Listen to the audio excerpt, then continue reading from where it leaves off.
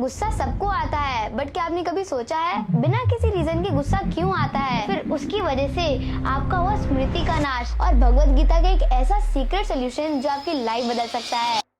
आप लेजी नहीं हो, आप स्टूपिड भी नहीं हो, आप बस गुस्से में हो और किसी ने आपको कभी सिखाया ही नहीं कि इसे हैंडल कैसे करना है। गुस्सा सबको आता है, बट क्या आपने कभी सोचा है बिना किसी रीजन के गुस्सा क्यों आता है और बाद में रिग्रेट क्यों होता है? आज हम समझेंगे कि एंगर होता कैसे है, ये आपकी इंटेलिजेंस को डिस्ट्रॉय कैसे करता है और भगवत गीता का एक ऐसा सीक्रेट सोल्यूशन जो आपकी लाइफ बदल सकता है।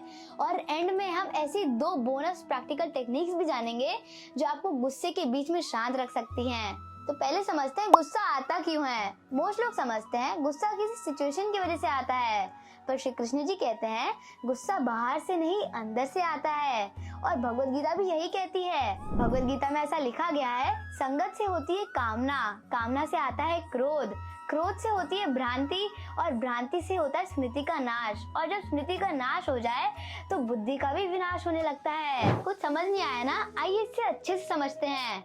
आपने किसी चीज को देखा और उससे अटैच हो गए, यानी कि संगत, अटैचमेंट। फिर आपको उसी चीज को पाने की इच्छा हुई, यानी कि कामना, मतलब डिजायर। और फिर जब वही चीज आपको नहीं मिल पाई तब आपको आया गुस्सा, क्रोध, बहुत ही ज्यादा एंगर। और फिर उसकी वजह से आपका हुआ स्मृति का नाश। कैसे? आप अपने पास्ट एक्सपीरियंसेस को भूल गए, लॉस ऑफ मेमोरी। और जब लॉस ऑफ मेमोरी हो गई तब इंटेलिजेंस भी आफ्टर ऑल डिस्ट्रॉय हो जाता है। और इसका result regret, shame and broken relations. ये एक इमोशनल डाउनफॉल का full step by step process है और साइंस भी आज यही कह रही है। न्यूरोसाइंस प्रूव करती है कि जब हमें गुस्सा आता है हमारा एमिगडाला एक्टिवेट हो जाता है, जिसकी वजह से हमारा लॉजिकल ब्रेन शट डाउन हो जाता है।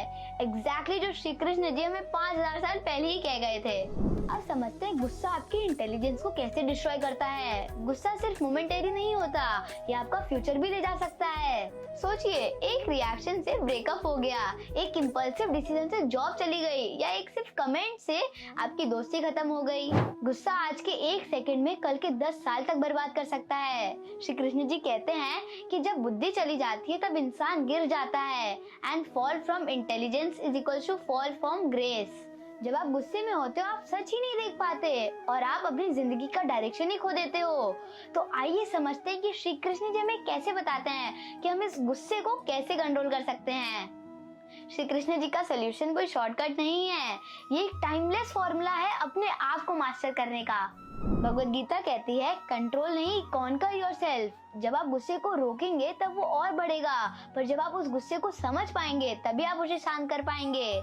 श्री कृष्ण जी हमें ये भी बताते हैं कि जो व्यक्ति गुस्से के मोमेंट में शांत रह गया वही ट्रू योगी है, यानी कि ट्रू पावर रिस्पॉन्ड करने में है, ना कि सिर्फ रिएक्ट करने में। अब बात करते हैं उन 2 टेक्निक्स की जो आप गुस्से के मोमेंट में यूज कर सकते हैं। पहली टेक्निक है गीता बेस्ड ब्रेथ वर्क। गुस्सा आते ही कुछ मत बोलिए, पहले 3 डीप ब्रेथ लीजिए और अंदर जाके अपने आप को बोलिए, मैं ये शरीर नहीं, मैं आत्मा हूँ, मैं श्री कृष्ण जी का दास हूँ। ये सिर्फ 10 सेकंड में आपके रिएक्शन को पॉज कर देता है और आपका आइडेंटिटी शिफ्ट होने की वजह से आपके इमोशंस भी शिफ्ट होने लगते हैं। टेक्निक 2 है 5 सेकंड विजुअलाइजेशन। गुस्से के मोमेंट में आंखें बंद कीजिए और सोचिए 5 मिनट बाद मैं क्या फील करूंगा, और अगर मैंने अभी कुछ बोला तो क्या मैं रिग्रेट करूंगा? अगर आंसर हाँ हो तो कुछ मत बोलिए। ये टेक्निक आपको रिएक्शन से डायरेक्शन की तरफ ले जाएगी। आप श्री कृष्ण जी के वॉरियर बन सकते हैं, बट उसके पहले आपको अपने अंदर के गुस्से से लड़ना होगा। सेल्फ मास्टरी का मतलब सप्रेशन नहीं होता, ये एक ट्रांसफॉर्मेशन होता है। और गुस्सा आपका दुश्मन नहीं है, ये आपकी वो एनर्जी है जिसको आपने कभी ट्रेन ही नहीं किया। अगर आपको ये वीडियो वैल्यूएबल लगा तो कमेंट कीजिए आई चूज पीस, और इस वीडियो को उन तक पहुंचाओ जिनको बहुत ही गुस्सा आता है। और लास्ट में मैं यही कहना चाहूंगा कि भगवत गीता का एक ही संदेश है, one who controls the mind conquers the world. Hare Krishna, धन्यवाद।